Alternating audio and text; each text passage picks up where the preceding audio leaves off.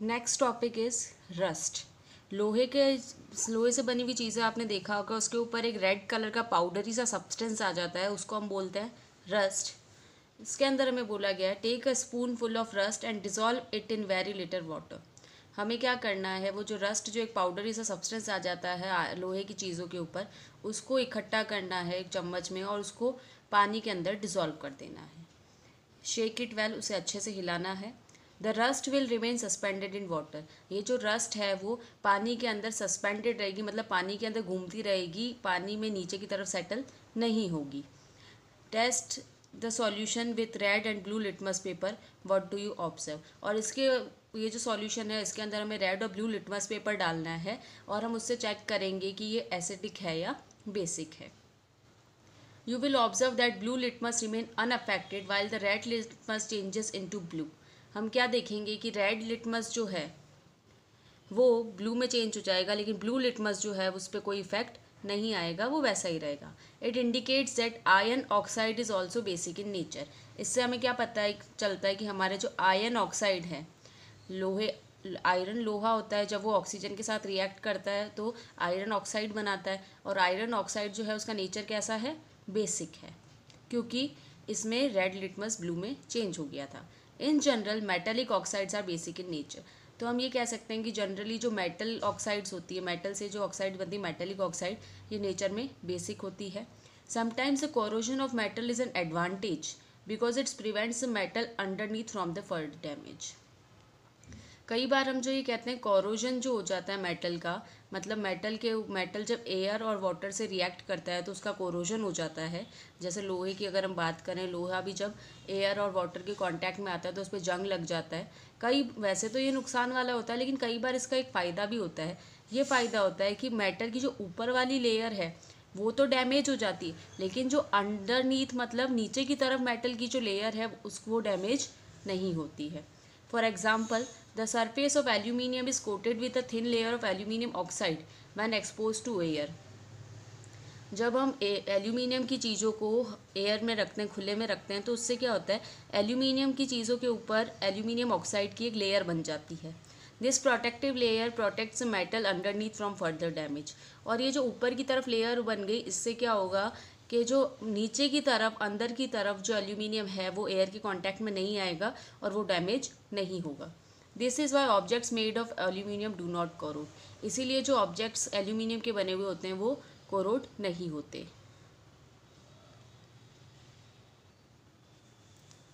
Next is rusting of iron. Rusting is the term use for corrosion of iron. जब iron का जब corrosion होता है तो उसको हम बोलते हैं रस्टिंग। मैनी मेटल्स कोरोड, कई सारे मेटल्स का कोरोजन होता है, but only one iron rust. लेकिन जितनों का भी कोरोजन होता है उनके अंदर रस्ट किस में बनती है, सिर्फ आयरन में। Rusting of iron is a serious problem. ये जो आयरन की रस्टिंग होती है ये बहुत ही सीरियस प्रॉब्लम है हमारे लिए। Every year enormous amount of money is spend to replace damaged iron and steel structure to protect them from rusting. हर साल, एनॉर्मस मतलब बहुत सारा, अनगिनत अनगिनत पैसा जो है वो खर्च होता है ये जो डैमेज्ड आयरन और स्टील स्ट्रक्चर होते हैं उसको रिप्लेस करने के लिए या उसको रस्टिंग से बचाने के लिए। When an iron object is left in moist air for a considered time, it gets covered with a red brown flaky substance called rust. जब इन आयरन ऑब्जेक्ट्स, लोहे की बनी हुई चीज़ों को हम मॉइस्ट एयर के अंदर रख देते हैं कुछ टाइम के लिए, तो ये इनके ऊपर एक रेड ब्राउन फ्लैक्स जैसे सब्सटेंस की एक लेयर बन जाती है जिसको हम बोलते हैं rust. This is called rusting of iron. और ये मॉइस्ट एयर के प्रेजेंस में आके जो ये रस्ट की लेयर बनती है ये कहलाता है rusting of iron. During the rusting of iron, iron metal reacts with the oxygen in air in the presence of water to form hydrated iron oxide. जब भी आयरन की रस्टिंग होती है तो आयरन मेटल रिएक्ट करता है हवा में जो ऑक्सीजन है उसके साथ, और उसमें पानी भी अवेलेबल होता है हाइड्रेटेड फॉर्म में, जो जिससे ये बना देता है आयरन ऑक्साइड, जिसका फार्मूला ये है आयरन ऑक्साइड का formula. This is called rust. Iron oxide क्या होती है, ये जो फार्मूला दिया है Fe2O3 इंटू H2O, ये जो फार्मूला है ये रस्ट का फार्मूला है। The number of molecules of water is not fixed. इसके अंदर कितने यहाँ मॉलिक्यूल, यहाँ H2O के आगे हमें x लिखा हुआ है। x मतलब यहाँ पर फिक्स नहीं है कि कितने नंबर ऑफ मॉलिक्यूल्स है वाटर के। Rust forms on the surface of iron और स्टील। रस्ट जो है वो आयरन या स्टील दोनों की ही सतह पर बन सकती है। Unfortunately it is soft crumbly substance. ये कैसा होती है? सॉफ्ट होती है। क्रम्बल मतलब उसको आराम से ऐसे अपन दबा सकते हैं, इस तरह का सब्सटेंस बन जाती है।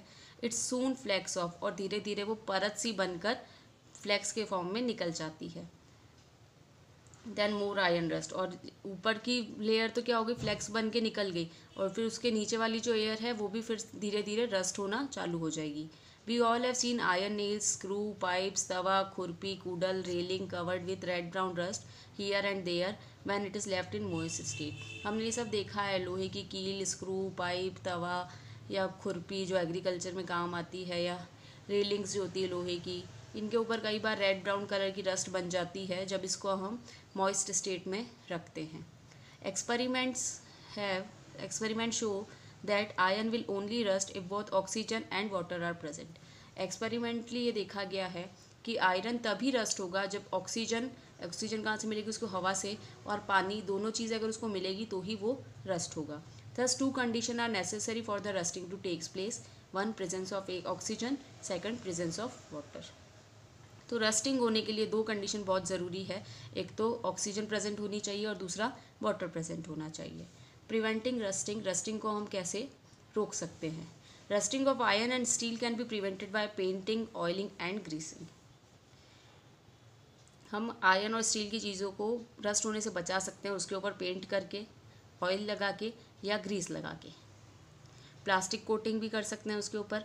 क्रोमियम होता है, एक एलिमेंट है ये, उसकी प्लेटिंग भी कर सकते हैं।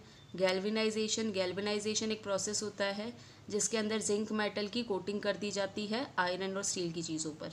This method allows the coating of more reactive metal zinc to react rather than the iron और स्टील। इसके आयरन और स्टील के चीज़ों के ऊपर जिंक की कोटिंग कर दी जाती है गैल्वेनाइजेशन में, जिससे क्या होता है कि एयर और वाटर की प्रेजेंस में जिंक आएगा, ना कि आयरन और स्टील। नेक्स्ट हमें गिवन है अलॉइंग।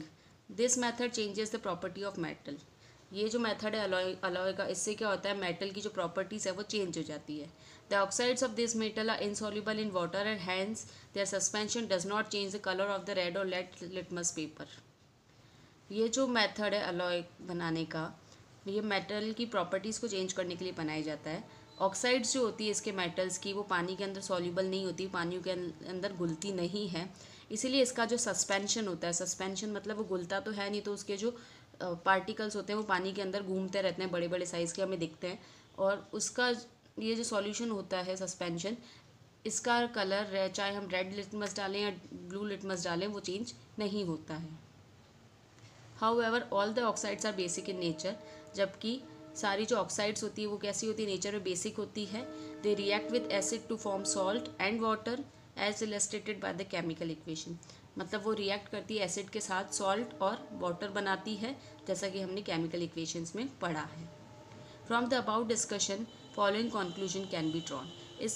अब ये जो हमने डिस्कशन किया है अभी, उससे हम ये चीज़ कह सकते हैं कि most of the metals react with oxygen to form their oxide. ज़्यादातर मेटल्स जो है वो ऑक्सीजन के साथ रिएक्ट करते हैं और अपनी ऑक्साइड्स बनाते हैं। Some metals react rapidly with oxygen compare to other metals. कुछ मेटल जो होते हैं वो फास्ट रिएक्ट करते हैं ऑक्सीजन के साथ दूसरे मेटल्स के मुकाबले। That is the rate of reaction of different metals with oxygen is different. मतलब जो रेट है रिएक्शन करने की अलग अलग मेटल की ऑक्सीजन के साथ, वो अलग अलग है। Oxides of the metals sodium, potassium, calcium and magnesium are soluble in water. Oxides जो है इन मेटल्स की, मेटल्स की ऑक्साइड्स या फिर सोडियम, पोटेशियम, कैल्शियम और मैग्नीशियम, ये जो होते हैं ये पानी के अंदर सॉल्युबल है। ये रेड लिटमस को ब्लू में टर्न कर देते हैं। इसका मतलब ये नेचर में कैसे हैं, बेसिक है। Oxides of all metals dissolve in acid to form their respective metal, salt and water. Oxides जो होती है मेटल की वो डिजॉल्व होती है एसिड के अंदर और मेटल, सॉल्ट और वाटर बनाती है। Hence the oxides are basic in nature. इसीलिए ऑक्साइड्स जो है मेटल की वो कैसी है, बेसिक है नेचर के अंदर। नेक्स्ट हमें बता रखा है reactivity series. On the basis of the vigor of the reaction with the various chemical reagents such as oxygen, water and acids as well as displacement reaction, the metals have been arranged in a series of the decreasing order of their reactivity. कोई भी metal है वो कैसे react कर रहा है oxygen, water या acid के साथ, या हम जो इसकी डिस्प्लेसमेंट रिएक्शन करा रहे हैं उसमें वो किस तरह से रिएक्ट कर रहा है, उसके बेसिस पर उनको एक सीरीज़ बनाई गई है उनकी डिक्रीजिंग ऑर्डर में रिएक्टिविटी की। और ये जो अरेंजमेंट है मेटल्स का इस सीरीज़ में जिसके अंदर वो रिएक्टिविटी के डिक्रीजिंग ऑर्डर में अरेंज है, वो कहलाता है एक्टिविटी और रिएक्टिविटी सीरीज़ ऑफ मेटल्स। फिर है hydrogen in the reactivity series. We can use displacement reaction to give hydrogen a place in the reactivity series. हम डिस्प्लेसमेंट रिएक्शन का यूज़ कर सकते हैं हाइड्रोजन का रिएक्टिविटी सीरीज़ में जगह देने के लिए। Do you remember the metal reacting with acid? क्या आपको याद है कैसे मेटल रिएक्ट करते हैं एसिड के साथ? The metals placed above hydrogen in the reactivity series are more reactive than hydrogen. अगर हम इस हाइड्रोजन को अगर रिएक्टिविटी सीरीज में रखेंगे तो ये जो हाइड्रोजन की हम बात कर रहे हैं उससे भी ज़्यादा रिएक्टिव होगा, क्योंकि जब मेटल रिएक्ट करते हैं हाइड्रोजन एसिड के साथ तो हाइड्रोजन गैस प्रोड्यूस करते हैं। These metal can displace hydrogen from the acid. और ये मेटल क्या करते हैं, एसिड में से हाइड्रोजन को डिस्प्लेस कर देते हैं, उसकी जगह से उसको हटा देते हैं। The metals which are placed below are less reactive than hydrogen. तो हाइड्रोजन के नीचे की तरफ जो भी मेटल्स आएंगे वो हाइड्रोजन से कम रिएक्टिव होंगे। These metal can not react with dilute acid. ये डाइल्यूट एसिड के साथ रिएक्ट नहीं करेंगे। The most reactive metal has been placed at the top of the series while the least reactive metal occupies position at the bottom। जो सबसे ज़्यादा reactive होगा वो सीरीज़ में उतना ही ऊपर की तरफ होगा, जबकि जो कम रिएक्टिव होंगे वो उनकी पोजीशन जो है वो और भी ज़्यादा नीचे की तरफ होगी। फिर हमें एक एक्टिविटी गिवन है, activity 6। Take a test tube and drop in it 3-4 pellets of sodium hydroxide. एक टेस्ट ट्यूब लेना है, उसके अंदर 3-4 टुकड़े डालने हैं सोडियम हाइड्रोक्साइड के। Add 5 ml of distilled water and shake well so as to prepare fresh solution। फिर उसके अंदर में 5 ml पानी डालना है डिस्टिल्ड वाटर और उसको अच्छे से शेक करना है। To this solution add a small piece wire of aluminium and gently warm the solution on a Bunsen flame। फिर हमें इसको क्या करना है, जलाना है, बर्न करना है, इसको वार्म करेंगे हम धीरे धीरे। Keep the mouth of the test tube firmly closed with thumb. और हमें जो टेस्ट ट्यूब का जो मुंह है उसको अंगूठे से बंद करके रखना है। When you feel the pressure of the gas on the thumb bring a burning wooden splint near the mouth of the test tube, make your observation. फिर हमें जब ऐसा लगे कि हमारे थंब के ऊपर प्रेशर लग रहा है गैस का, तो हम क्या करेंगे, एक जलती हुई तिल्ली सी पास में लाएंगे उसके टेस्ट ट्यूब के, और हम क्या देखेंगे, the colourless gas catches fire with a pop sound and Burns with light blue flame. हम क्या देखेंगे कि वो जो तिल्ली हम जो लाए थे वो कलरलेस गैस के कारण आग पकड़ लेती है और एक पॉप साउंड के साथ वाइट लाइट देती, लाइट ब्लू लाइट के साथ जलती है। Aluminium place slowly dissolve in sodium hydrochloride solution. ये जो सॉल्यूशन था हाइड्रोक्लोराइड, सोडियम हाइड्रोक्लोराइड का, इसके अंदर जो एल्यूमिनियम पीस है वो धीरे धीरे डिजॉल्व होने लग जाता है। Displacement reaction. It has been found that a metal which is more reactive in the metal reactivity series displaces another metal less reactive in the metal activity series from its salt solution। तो ऐसा देखा गया है कि जो metal ज़्यादा reactive होते हैं वो कम रिएक्टिव वाले को क्या कर देते हैं, उसकी जगह से हटा देते हैं, उसके सॉल्ट सॉल्यूशन पे से हटा देते हैं। तो ऐसी जो केमिकल रिएक्शन होती है जिसके अंदर ज़्यादा पावरफुल, ज़्यादा स्ट्रॉन्ग या ज़्यादा रिएक्टिव मेटल जो है वो लेस रिएक्टिव वाले को उसकी जगह से हटा देगा, वो रिएक्शन कहलाती है displacement reaction। When a more reactive element displaces a less reactive element from its aqueous salt solution, the reaction which takes place is called chemical displacement। जब ज़्यादा reactive element less reactive element को उसके aqueous solution के अंदर से अगर replace कर दे या डिस्प्लेस कर दे उसकी जगह से, तो जो रिएक्शन है वो कहलाती है chemical displacement. Next, uses of metals and non metals. Metals में हमें सबसे पहले दे रखा है कॉपर और इसके यूजेस बता रखे हैं। सबसे पहला यूज़ जो है कॉपर का वो है, it is used for making electrical wires and appliances. Electrical wires और अप्लायंसेस को बनाने के लिए यूज़ होता है। Second, it is used for electroplating. Electroplating के अंदर क्या किया जाता है, एक सब्सटेंस के ऊपर दूसरे सब्सटेंस की परत चढ़ा दी जाती है ताकि वो कोरोड ना हो। It is used in electronic industry. Electronic industry means electronic equipments जो होते हैं, इलेक्ट्रॉनिक अप्लायंसेज हमारे, उनको बनाने के लिए यूज़ आता है। It is used for making alloys like brass, bronze and German silver. कुछ अलॉयज जैसे कि ब्रास, ब्रोंज और जर्मन सिल्वर, इनको बनाने के लिए भी यूज़ किया जाता है copper. It is use for making utensils, coins etcetera. Copper के बर्तन और सिक्के भी बनाए जाते हैं। Second is iron. It is use for casting works. Casting work means जो ढलाई का काम होता है उसे बोलते हैं। It is use for making sink, bathtub, pipes, iron nail, chains, gates, radiator pipe और एंड एग्रीकल्चर इम्प्लीमेंट्स। इसका जो आयरन का यूज़ होता है वो सिंक, बाथटब, पाइप, लोहे की कीले बनाने के लिए, गेट्स बनाने के लिए, चेन बनाने के लिए, रेडिएटर के पाइप बनाने के लिए, या फिर एग्रीकल्चर में जो टूल्स काम में आते हैं वो बनाने के लिए भी यूज़ होता है। It is use for construction of railway bridges. Railway bridge बनाने के काम आता है। Use for making parts of machine. हमारी मशीन के कई सारे पार्ट्स जो हैं वो लोहे के बने हुए होते हैं। It is use for making stainless steel. Stainless steel एक अलॉय होता है, तो उसमें भी कुछ हिस्सा आयरन का होता है। नेक्स्ट मेटल हमें गिवन है एल्यूमिनियम।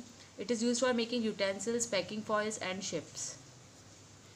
एल्यूमिनियम का इस्तेमाल बर्तन बनाने के लिए, पैकिंग के लिए, हम जो एल्यूमिनियम फॉइल यूज़ करते हैं वो बनाने के लिए, या शिप्स के पार्ट बनाने के लिए भी यूज़ होता है। It is used for making electrical wires and cables. हमारे जो इलेक्ट्रिकल वायर है या केबल्स होती है उनको बनाने के लिए यूज़ आता है। It is used as a reducing agent in chemical industry. Chemical industry के अंदर ये रिड्यूसिंग एजेंट की तरह वर्क करता है। ये रिड्यूसिंग एजेंट क्या होता है ये आप हायर क्लासेस में पढ़ोगे। फोर्थ है gold and silver. They are use for making jewellery. हमें पता है गोल्ड और सिल्वर की ज्वेलरी बनाई जाती है। They are use for establishing electrical contact in computer and solar cells. Solar cells जो बिजली से चलते हैं, सूरज की रोशनी से जो चलते हैं वो होते हैं सोलर सेल्स। या फिर कंप्यूटर में जो इलेक्ट्रिकल पार्ट्स हैं उनके बीच में, उन दो पार्ट के बीच में आपस में कॉन्टैक्ट स्टैब्लिश करने के लिए, कॉन्टैक्ट हो इसके लिए भी गोल्ड और सिल्वर का यूज़ किया जाता है। They are use for making coins. सिक्के बनाए जाते हैं गोल्ड और सिल्वर के। नेक्स्ट हमें नॉन मेटल का यूज़ देगा। सबसे पहले हमें गिवन है यूज़ ऑक्सीजन का।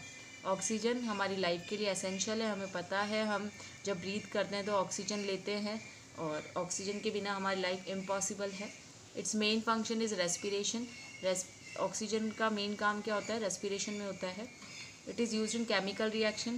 केमिकल रिएक्शन में भी ऑक्सीजन का बहुत इंपॉर्टेंट रोल होता है। It is use to provide artificial respiration in hospital. Hospital के अंदर आर्टिफिशियल रेस्पिरेशन, जब मुंह पर ऑक्सीजन सिलेंडर से ऑक्सीजन सप्लाई करी जाती है तो वो एक तरह से आर्टिफिशियल रेस्पिरेशन होता है, और हॉस्पिटल में इसको यूज़ किया जाता है। नेक्स्ट हमें जो नॉन मेटल गिवन है वो है nitrogen. It is in the form of nitrates and nitrides which are use by plants for their growth. Plants जो होते हैं वो नाइट्रेट और नाइट्राइड्स के फॉर्म में नाइट्रोजन को लेते हैं और अपनी ग्रोथ के लिए इस्तेमाल करते हैं। ये फर्टिलाइजर्स बनाने के लिए भी यूज़ आता है। नेक्स्ट हमें गिवन है क्लोरीन।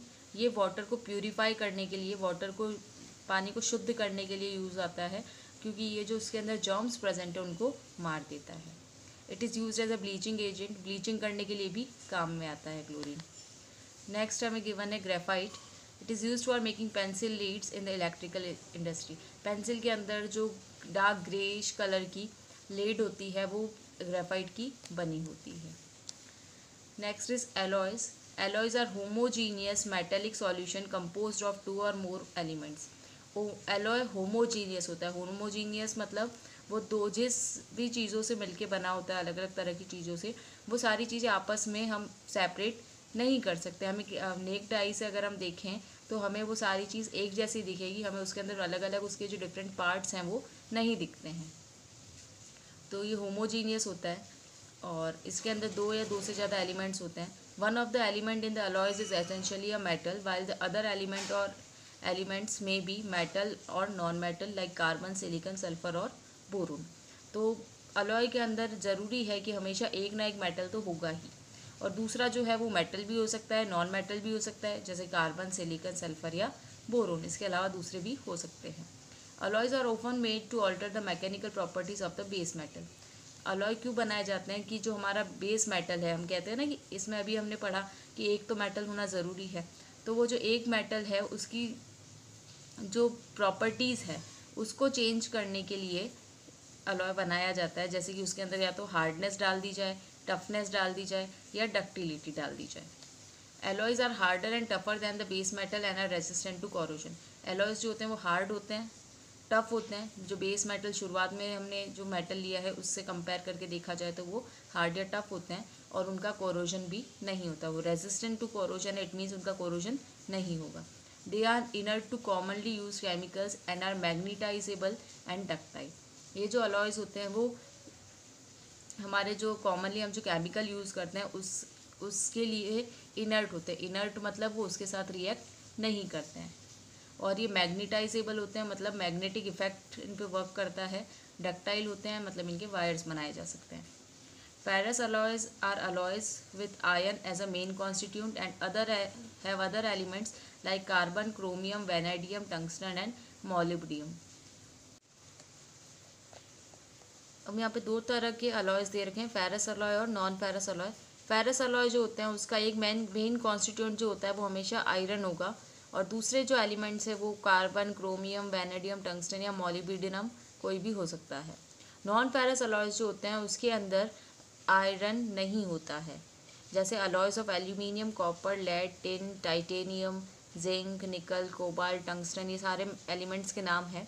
तो इसके अंदर नॉन फेरस अलॉय के अंदर आयरन नहीं होता, जबकि फेरस अलॉय के अंदर आयरन प्रेजेंट होता है। पहले हमें अलॉयज ऑफ आयरन बता रखे हैं, इनके नाम बता रखे हैं, इनवेर, मैंगनीज स्टील, निकल स्टील, स्टेनलेस स्टील। ये सारे अलॉय ऐसे अलॉय हैं जो आयरन से बनते हैं, मतलब ये सारे फेरस अलॉय हैं। नॉन फेरस अलॉय जो है उनके एग्जांपल है alnico, magnalium, duralumin, bronze, brass, bell metal, German silver, gun metal. ये सारे नॉन फेरस अलॉयज हैं, इसका मतलब इनके अंदर आयरन नहीं होता है। फिर है inert metals. Noble or inert metal are those which have no effect on water and oxygen. Some of the inert metals are. Noble या इनर्ट मेटल्स वो मेटल्स होते हैं जिनके ऊपर पानी और ऑक्सीजन का कोई इफेक्ट नहीं होता है, मतलब वो इससे रिएक्ट नहीं करते हैं। तो कुछ इनर्ट मेटल्स के नाम दे रखे हैं, ruthenium, silver, gold, rhodium, iridium, palladium और प्लेटिनम। फिर हमें दे रखा है स्टेनलेस स्टील जो होता है ये मिक्सचर होता है आयरन, क्रोमियम, निकल और कार्बन का। आयरन इसके अंदर होता है 73%, क्रोमियम होता है 18%, निकल होता है 8% और कार्बन होता है ओनली 1%। इसको यूज़ किया जाता है सर्जिकल इंस्ट्रूमेंट बनाने के लिए, मतलब हॉस्पिटल में जो डॉक्टर सर्जरी करते हैं और उसके लिए वो जो औजार इंस्ट्रूमेंट इस्तेमाल करते हैं उनको बनाने के लिए यूज़ किया जाता है, या फिर यूटेंसिल्स बनाने के लिए, बर्तन बनाने के लिए भी इसको यूज़ किया जाता है। Next, gold is a soft yellowish metal. Gold जो है वो सॉफ्ट और येलो कलर का मेटल होता है। It is one of the most malleable and ductile metals. जितने भी जो मेटल्स होते हैं उसके अंदर से ये मोस्ट मैलिएबल और डक्टाइल है, मतलब इसकी ईजिली शीट्स और वायर्स बना दिए जाते हैं। Gold is mainly use for manufacture jewellery, glass and different types of electrical items. Gold का जो मेनली इस्तेमाल होता है वो ज्वेलरी बनाने के लिए, ग्लास बनाने के लिए, या फिर जो इलेक्ट्रिकल्स आइटम है अलग अलग उनको बनाने, उनके अलग अलग पार्ट बनाने के लिए यूज़ होता है। गोल्ड इज़ कोरोजन रेसिस्टेंट, मतलब गोल्ड जो है उसमें कोरोजन नहीं होता है। Is present in deposition of alluvium and veins. Veins और एल्यूवियम के जो डिपॉजिट होते हैं ज़मीन के अंदर, वहाँ पे हमें गोल्ड उनके अंदर मिलता है। Gold never loses its shine. Gold जो मेटल है उसकी शाइन कभी भी ख़त्म नहीं होती। Purity of gold is measure in carats. Gold की जो प्योरिटी, उसकी जो शुद्धता है वो कैरेट्स में नापी जाती है। 24 carat gold is the purest. 22 carat का जो गोल्ड होता है वो सबसे प्योर होता है। 22 कैरेट और 23 कैरेट का जो गोल्ड होता है इसके अंदर दूसरे मेटल्स मिक्स करे जाते हैं। गोल्ड में भी alloyed with other metals such as silver, copper, zinc और silicon to produce purity less than 24 carat. Gold जो है उसका अलॉय बनाते हैं हम, इसके साथ या तो सिल्वर, कॉपर, जिंक या सिलिकॉन मिक्स कर देते हैं, जिससे उसकी प्योरिटी जो है वो 24 कैरेट से कम हो जाती है। Silver and copper are most commonly use alloying elements for gold. तो गोल्ड के साथ अलॉइंग करने के लिए सबसे ज़्यादा सिल्वर या कॉपर का यूज़ किया जाता है। Pure gold is too soft to be able to use for making jewellery. और ज्वेलरी बनाने के लिए कभी भी प्योर गोल्ड जो है 24 कैरेट का वो यूज़ नहीं किया जाता है, क्योंकि प्योर गोल्ड बहुत ज़्यादा सॉफ्ट होता है, इसीलिए उससे ज्वेलरी नहीं बन सकती। तो उसका अलॉय बनाया जाता है गोल्ड का, उसके साथ दूसरी चीज़ें कॉपर या सिल्वर ऐसा कुछ मिक्स किया जाता है, फिर उसकी ज्वेलरी बनाई जाती है. Now we are done with this chapter, chapter 4. Read this chapter twice. Now we are going to do exercise of this chapter. Multiple choice question. Choose the correct option. About metals, find out the wrong one. हमें इसके अंदर wrong बताना है कि कौन सा wrong है. Metals are malleable and ductile, वो होते हैं. मेटल्स जनरली हार्ड होते हैं. Only active metals react with cold and hot water. Active metals react करते हैं कोल्ड एंड हॉट वाटर के साथ.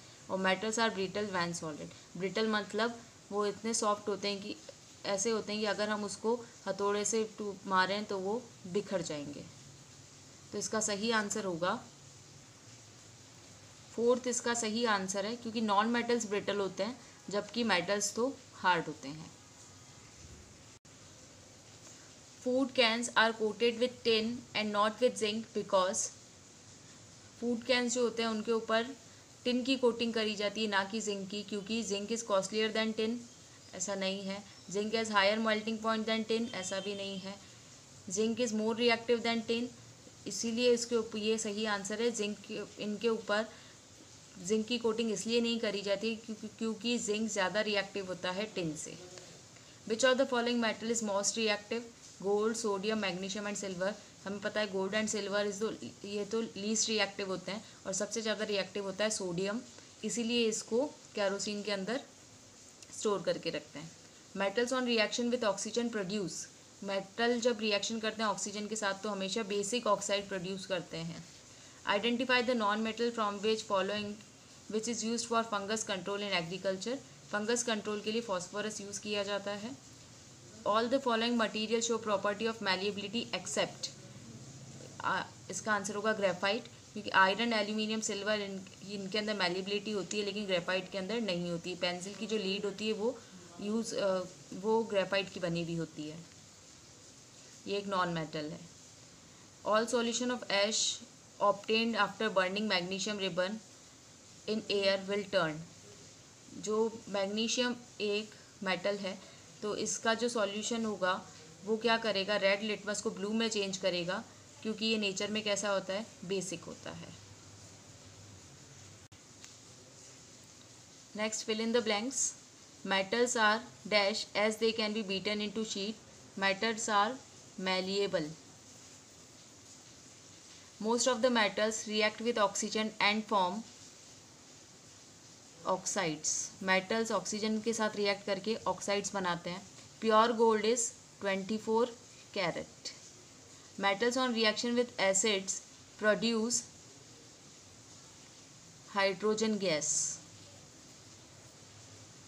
Generally oxides of non-metal are dash in nature.